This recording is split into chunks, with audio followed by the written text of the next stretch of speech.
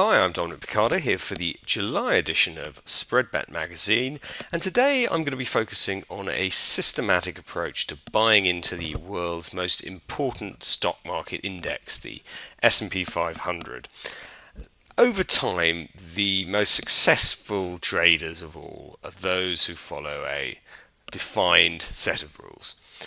And what I was saying here is if you find something that works and pursue it consistently, over time, you're much more likely to make money than if you take a scattergun approach of trading random markets for random reasons on a whim.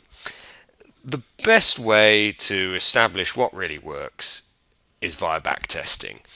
So you observe what seems to work, you identify the conditions where promising setups arise from, and then you actually ask a computer how that approach would have done over time. Now, probably the majority of what is actually passed off as technical analysis isn't even backtestable because it's essentially subjective and faith-based. Most of what involves pattern analysis, Elliott wave theory, Gann theory, most of these things cannot actually be tested because there aren't defined rules to them. What we want are simple mechanical rules that are easily identifiable, and then we can either knock them out or embrace them. So my attitude is that if I can't explain a technical idea to a machine, find out what the historic records are, what the risk reward ratio is, these sort of things, then I wouldn't be doing it at all.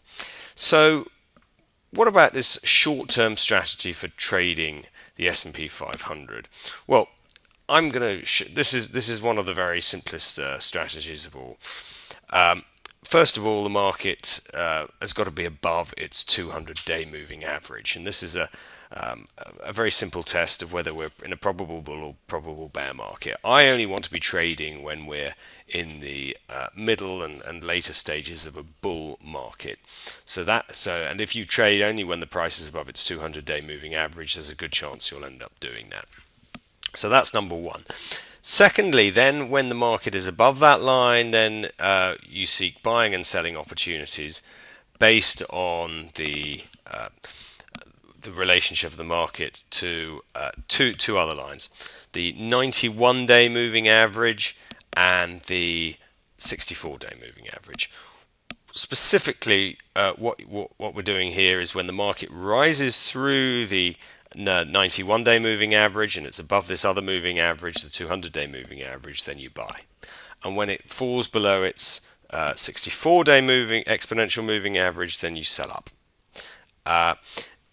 This approach would have easily beaten buy and hold going back over the last 20 years or so to 1993. If you just bought and hold the index for that entire time, then you'd have made a potential profit of some 1,292 points in total from a spread betting sort of perspective. But with the set of rules that I'm proposing, which is probably the simplest trend following strategy you could think of, you would have done rather better. You'd have made 1,292 points. And one of the keys to this is because of the rule where you're only involved above the 200-day moving average, you miss out on these two horrific bear markets at the time. So not only are you missing out, not only do you make more points from a systematic approach like this, but you eliminate a lot of the risk. You eliminate a lot of the bad times, the drawdowns. You would never practically buy and hold via a spread bet an index like this over that length of time. These drawdowns of 50% in the market would have been far too painful. But if we use a system where you're simply entering on moving average crossovers on a much shorter time basis, it becomes a much more realistic possibility. So whereas buying and holding the FTSE, the S&P 500, you would have suffered these massive falls of, in this case, 50% or so.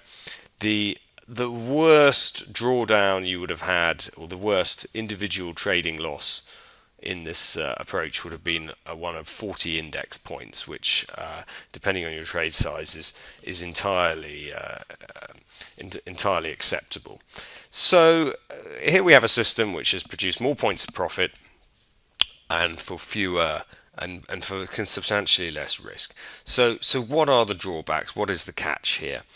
First of all, well, one thing is what's worked in the past may not necessarily work in the future, and that is a flaw inherent in any trading or investing approach. Even we can't always be sure that the past is going to be like the future is like the past. So that is a general risk with any set of rules. The second one would have to be with the number of losses that one will experience. More than some 60% of all trades entered under the system were losers. A lot of people will find it hard to be involved when there are that many losers.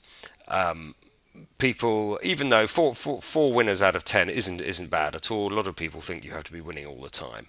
So that really isn't the case. It's the size of your wins relative to your losses that really counts. And on this particular system, the average profit was more than 4 times greater than the average loss. So 4 out of 10 wins isn't bad at all when you've got a ratio like that.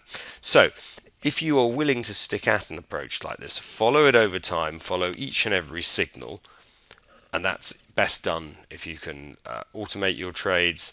There are clear advantages to taking an approach like this. Of course, there's more to it than that. One possibility is that if we start taking short positions as well. We'll explore that and some of the other considerations to this system in a future show.